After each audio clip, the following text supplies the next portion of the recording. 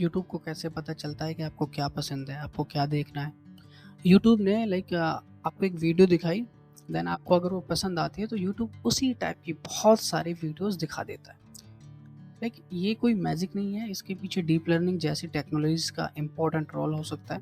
चलो एक simple example से समझते हैं। सबसे सिंपल लैंग्वेज में समझो, डीप लर्निंग कंप्यूटर्स को डेटा से पैटर्न सीखने का तरीका होता है। मतलब हम कंप्यूटर को हर एक चीज़ मैनुअली नहीं बताते, हम उसको बहुत सारे एग्जांपल्स देते हैं। कंप्यूटर उन एग्जांपल्स को प्रोसेस करता है, उनको समझता है, समझने की कोशिश करता है, उनमें पैटर्न ढूँढने की कोशिश करता है। उनको रटता नहीं है, उनमें मतलब पैटर्न यानी कि उनको कैसे एक दूसरे से कैसे कनेक्ट हैं, उनमें कनेक्शंस या पैटर्न ढूँढने की कोशिश करता है, वो धीरे-धीरे सीखने की कोशिश करता है।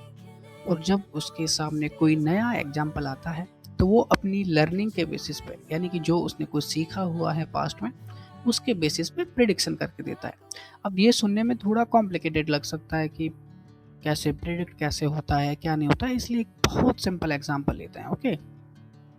मान लो हमें कंप्यूटर्स को कैट पहचानना सिखाना है कि हमें पता करके दो, हम कंप्यूटर को कोई कैट का इमेज देंगे, तो कंप्यूटर हमें ये बता पाए कि हाँ, ये एक्चुअली में कैट ही है।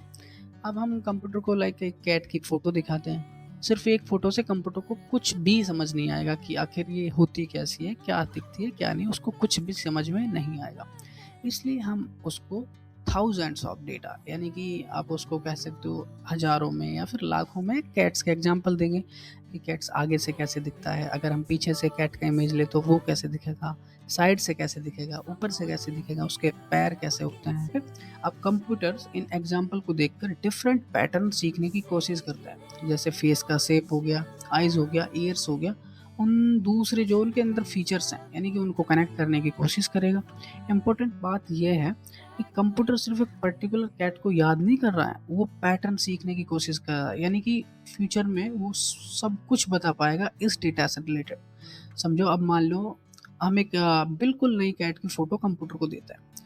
ये एग्जैक्ट फ़ोटो उसने पहले कभी नहीं देखी, लेकिन उसने पहले बहुत सारी कैट की फ़ोटो से पैटर्न सीख लिया है। कैट ऐसी हो सकती है।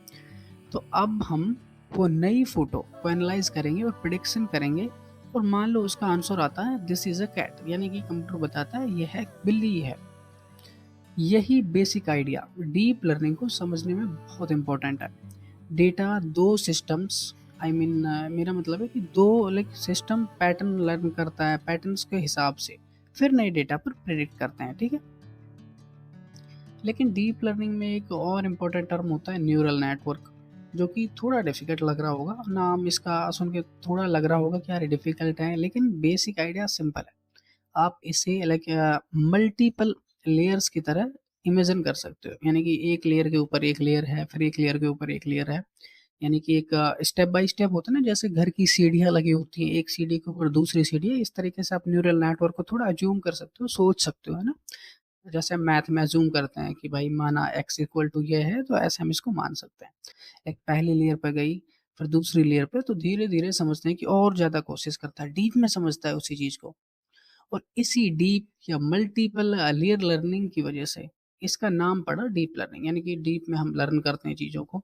यहाँ एक टेक्निकल डिटेल्स बहुत हैं, लेकिन अभी के लिए इतना समझना इनफ है, ओके?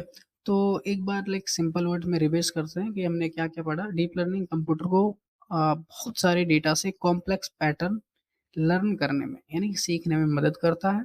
इसलिए न्यूरल नेटवर्क और मल्टीपल लेयर का यूज़ होता है। So this is deep learning.